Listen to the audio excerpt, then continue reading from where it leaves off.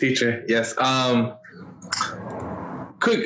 I gotta go back to Amanda because real quick, did somebody knock on your door or did you hear something? No. Here comes some shit for you to deal with right now. Because, dude, what was that? No, it's just my cats. They wanted to go. It was your cat. Okay. Nobody's dying. No, because there was an earlier moment because your light was turned off, and so behind you it was this darkness, and there was a moment I forgot who was talking, but I noticed that you did this. Like, it's literally just my cat. You looked back a lot, and then you turned the light on, and then now you went to go enter the door, and there was no one there. And I'm like, no. There's something that would be so wild if you see like a spirit like right there. No. Fucking turn off your light. See who you see. I'm just honestly, isn't that like the human beings in my experience? I know of friends who've seen shadows. They're always humans for me, which is way worse. Way worse. I hate that face you're doing right now, dude. It just gave me fucking chills. Because I mean, to this day I still quote unquote see things, but I always chalk it off to my imagination. Like, no, we have to learn not to do that. Like, we have to just accept it. Like, it's real. There's real stuff around us. We're getting drowned out with media and technology and all this stuff, and we're being told that it's not real, but stuff's happening. Because it's totally true. I've been reading like early psychiatrist work, like, and they talk about how like people who are in like more primitive societies, I say primitive quote unquote, but they're closer to the spirit, so they don't have neurosis like us. We're so how do you say? Like, we're so logical, you know, like everything has to have a reason. So then, and like fair. Spirits, you know, or quote unquote spirits, as they say, like, you don't know where it's from and you know where it's going to go, you know? So it's like we're just so logical. We're like, oh, that's just your dissociative. Or, oh yeah, I'm being antisocial. It's like, no, there's more. Like, there's more to it than just the logical. And then Amanda, when you were talking about how you can feel certain things, has anyone here watched Serial Experiments Lane? No. Is this on Netflix? That sounds awesome. Will it scare me? What? Scary? It's a Japanese anime. It's an anime. Oh, I have seen this. Sorry.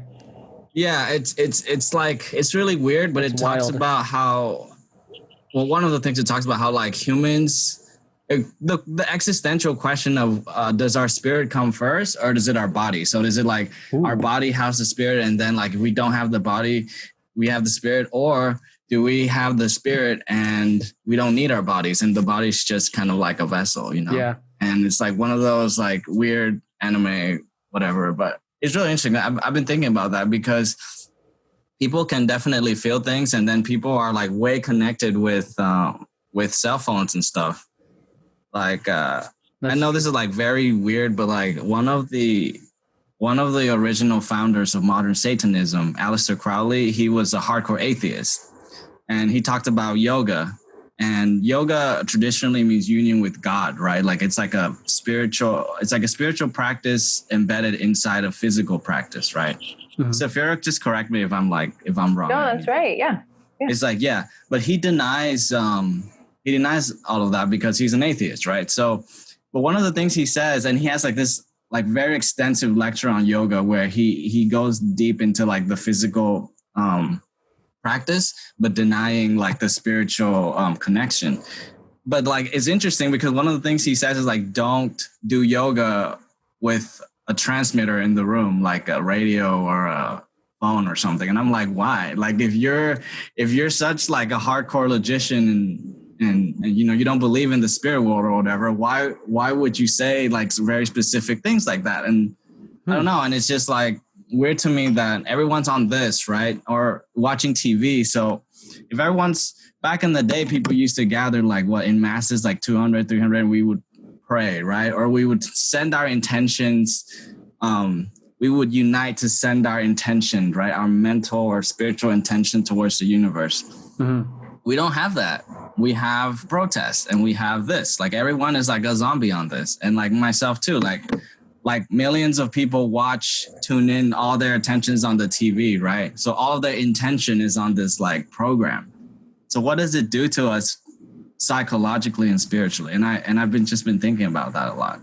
And just me being around so much dead technology, you know, because like the fucking black cube, the TV, and then this, and everyone posting black squares on the Instagram. And I'm just like, what does that mean?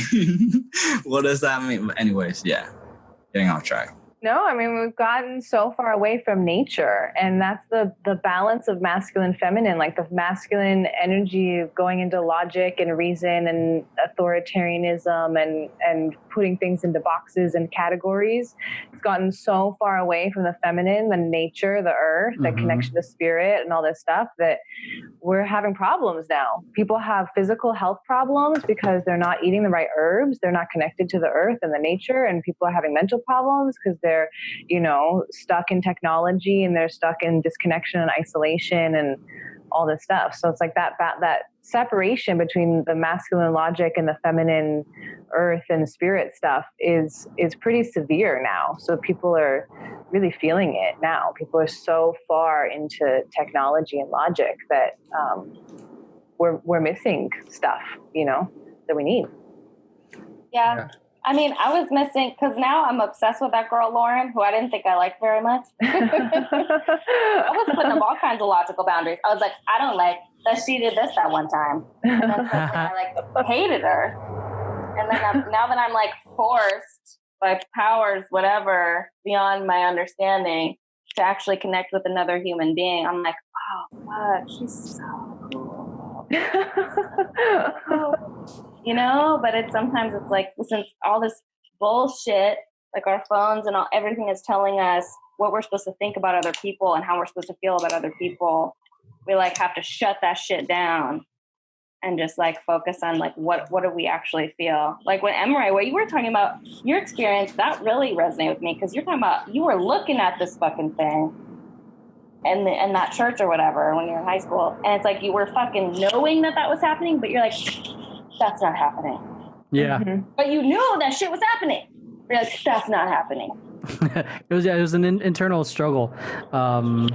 Yeah, I mean, I still go through it like right now, because I sometimes wake up to images that I know were not influenced, you know, in their dreams. You know, like they're technically some people, like your dreams are influences of what happened through the day, all this stuff based off the information you can consume.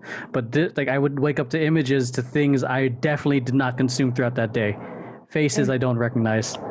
That's right, the collective unconscious. So. Yeah. So I thought I was the only one that thought about that stuff. So yeah, I'm like, who is this? You're not alone. Like I'd wake up like, who is this? Like, why am I looking like? I'd be too tired to think about it, but it would just. I mean, they say that you're able, even though you don't know a person, even though you can just see them. I mean, you met them someplace. You can't really dream about a person you haven't met or you haven't seen. You know, so these people that you dream about, because I've had those dreams for some reason there's a random person within my adventures, within my life, and it's like, who the fuck was this person that was just chilling with us? But they say that it's just somebody you see 100 people randomly. Well, I mean, probably not nowadays, but on our normal days, you would see all these people on the streets. So the people in your dreams are just people that you've seen in the background of your life sometime, somewhere. That's, I mean, I see you in my dreams all the time, Diego. So, what am I wearing? We're wearing our Dauntless armor, going through fighting behemoths. Yes. We play this game called Dauntless for everyone, just to give you guys context. We play this game called Dauntless, and we fight monsters, and we have cool armor. And his son is very good at it. And my son is the one that leads the pack, because he is probably the best player out of the three of us. He's had to save me and Diego multiple times from danger. Great times.